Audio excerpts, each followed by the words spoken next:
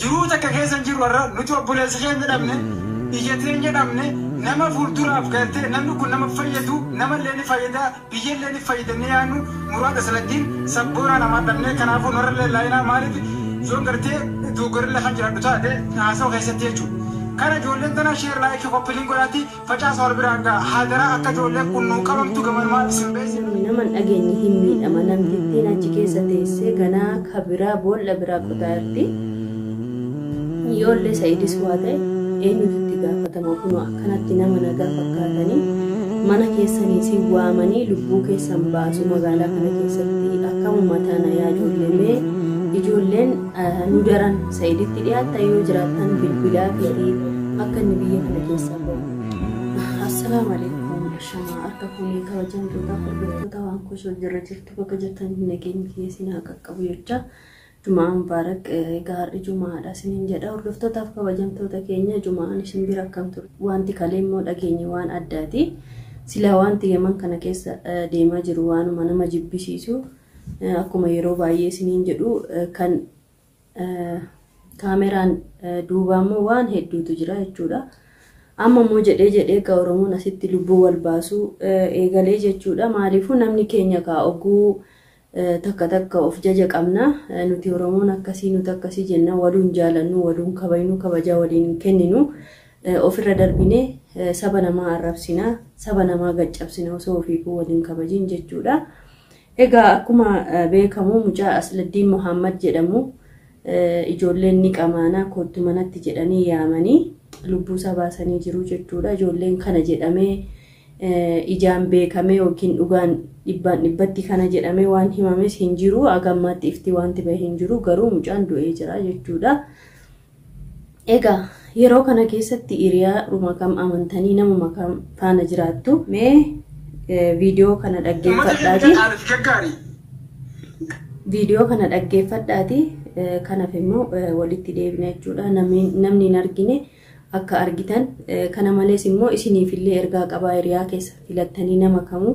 yeroo kana keessa amanuun ni ulfaata keessattuu naannoo kanatti jechuudha. Hundaafiyyuu mee video dhaggeeffannee walitti deebina isiniin jedha hordoftoota keenya baay'ee nama gaddisiisa dhuga namni gatti akka waan wal nyaatuuf ani hin beeku bicha anuun hin sodaadhe nama kan faana amantanii jiraattu isin sodaachisa. Irtee ijoollee Muraad Rabbiin kootu jettee irra dawwaltee manaa yaamtee fiddi ta'e bira fiddi sageen ijoollee sageen tanaa jechuudha. Amma tokko warra baabbilee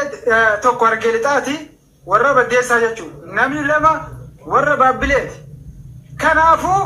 maqaa isaanii qulqulleessine ijoolleen tanaa kun warri edeessa bira bulee edeessa yaadu ijoolleen tanaa yaa'ii natti ergan garuu ammaa hidhamanii jiranii jiran wanni hidhamee sitti namni hidhamee jiru saayiboom ijoollee tanaati. Maaliif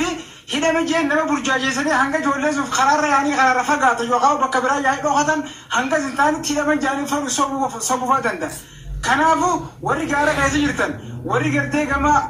adan gartee bishaan gamatti achi baatan karaa adan udeeyda karaa kana yettee Yemen sanaa kana keessa tasliisiin maaribiin kana keessa jirtan hundi keessanuu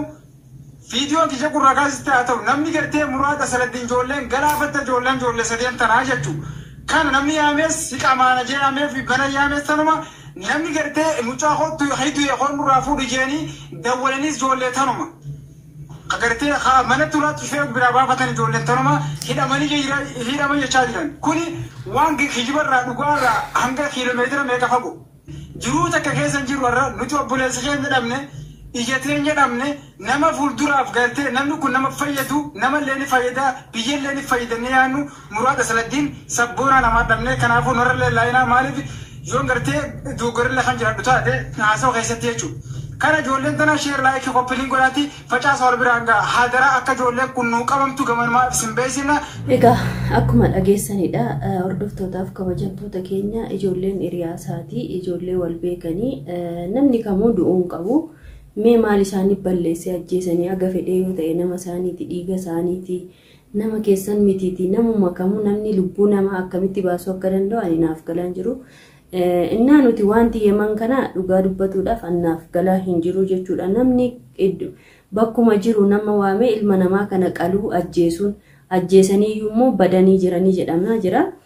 ijoollee sana akkuma jedhamutti sanaarra gara adaniidha gara ma'aariibidha gara akkasii yaanii xarafa sanaa magaalaa keessa sun ta'in magaalaan aladha karaan itti bahanii karaa sanarratti ijoollee kana warriin argitan akka nu iyyattan jechaa jiranii jechuudha. Namni egaa lubbuu namaa baasee garuu jiraatu ni danda'a jedhee hin yaadu. Maaliifuu dhiigni namaa kunuu nama hin teessisu jechuudha. Asirratti ani maal jechuu barbaade namni keenya garuu maal ta'e akkasitti walitti duula maal ta'e wal nyaataa jedhan dhugaa na gaddisiisa waan takka ni argaa. Hundi keessanuu ni argitu ta'a. Social meediyaan kun osoo dhufuu baatee jedhan gizee tokko maaliifuu namni wal nyaatee wal xireeffatee wallahi wanti yeman kana immoo nama jibbisiisa. Dhirsi niitii irratti ka'ee niitiin dhirsa irratti kaatee a'uuz billaa min sheexaanir rajiim dhugaa baay'ee nama jibbisiisa jechuudha. Kaan qullaa wal waraabaa kaan akkas godha. Haadha daa'ima isaa viidiyoo waraabee namni akkamitti doorsisaan ara ani beeku waan dhufaa jiru kanaan rabbiin bichaan haa beeku waan ani beeku takkittiin illee hin jiru kana jedhames waan haasa'amu namatti ulfaata dhugaa wanti magaalaa kana keessattuu Oromoon waliin baay'ate akkana wal nyaata sabni nama biraa be wal nyaataan jiru numa wal nyaata yoo fedhan Harargee Arsii Maali Shawaa maal akkana wallaaqa olanillee wallaaqa Oromoon nu tokko jennee akka tokkummaan akka jiraannu malee nu ka durbeenu akkana wal qoodu miti amma immoo akka jedhamutti ijoollee kan mucaan ka du'e Harargeedhuma ka ajjeesanis Harargootumadha jedhama yaa Harargees ta'ee Shawaas ta'ee maalis Oromoon tokkuma mee walumaa galuu yaala mucaan kun du'e kunis du'e borummoo waan biraa dhageenya borummoo waan biraa tasnuuf ba'a.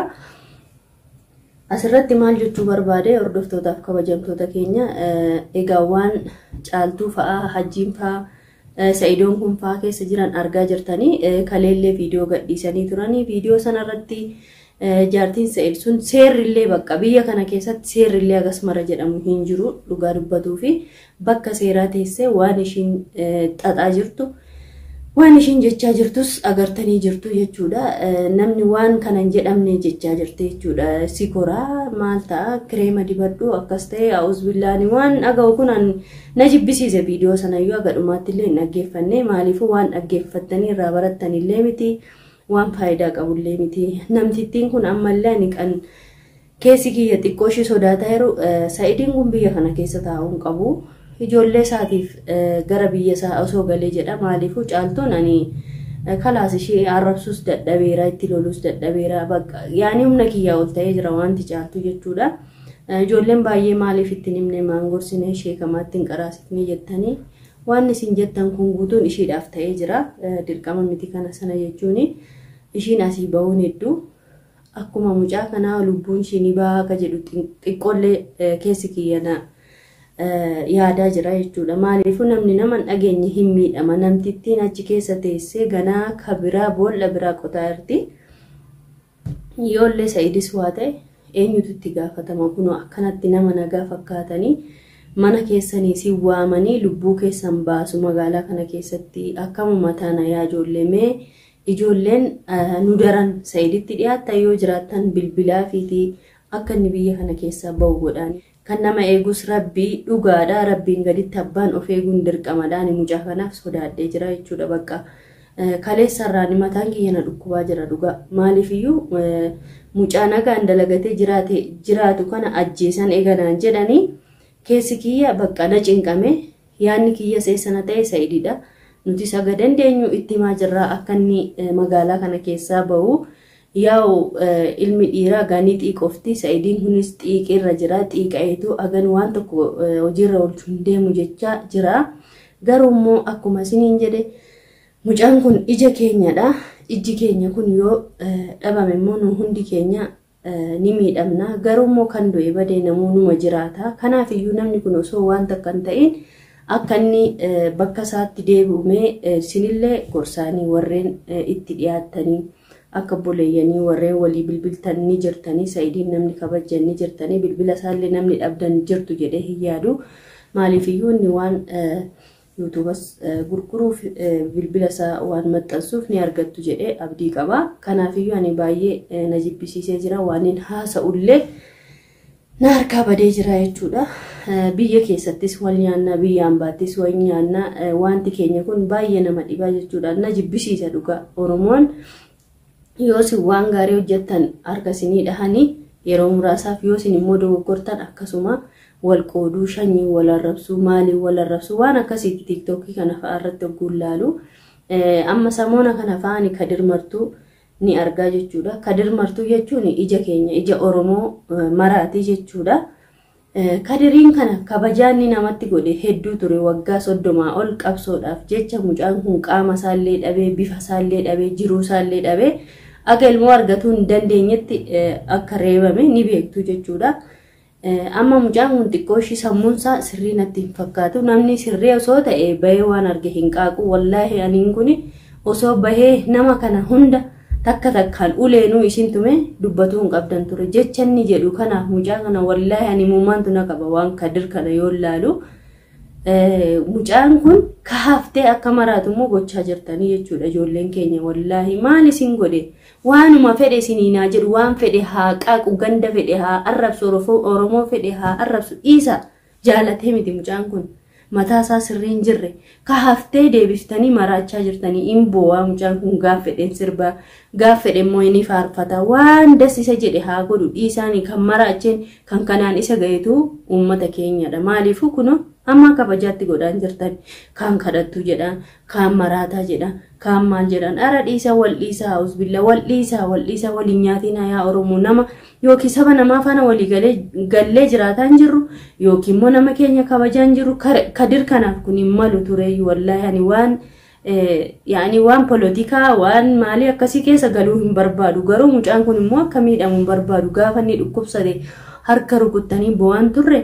akkanuma maraatee nuuf haa jiraatu jettanii du'aayaa gootan mucaa kana olii gaggingilchitanii arrabsituun in arrabsiinaani wallaahi rabbiin itti sin gaafata namni jaalatee waan safuu cabsu ol bahee hin qaaqu waan qismi nama cabsu ol bahee hin qaaqu kalaas jaalatee miti dhiisaa inda'uma osoo beektanii namticha kana bu'aarsitanii waan inni jedhu kana keessaan gorsitanii jajjabeessuu malee warreen itti dhiyaatan aamlee isa dha'uu qabdanii hin qabdan turani waan baay'ee dubbatuun barbaadu yeroo tokko namuma keenya kana keessa kadhabame kadu'e sun alhamdulillah boqotee jira jechuudha suura acaaluu gaggaragalchii kan follow fi subscribe jecha waan hin godhin hin jiru namni keenya mu astaghfirullah laazim bas ani waan baay'ee jechuun barbaadu waan ani keessa jiru wanti magaalaa kanaayyuu nu gaha mee du'aa manuuf godha halas walinyaan mee walaa kabaynu ummata keenyaan waan jedhu sin qabu kanas sanas jedhee haasa'ellee nin dadhabe dhuga waan nama keenya kana jechuudha kanaaf iyyuu mee du'aa nuuf godha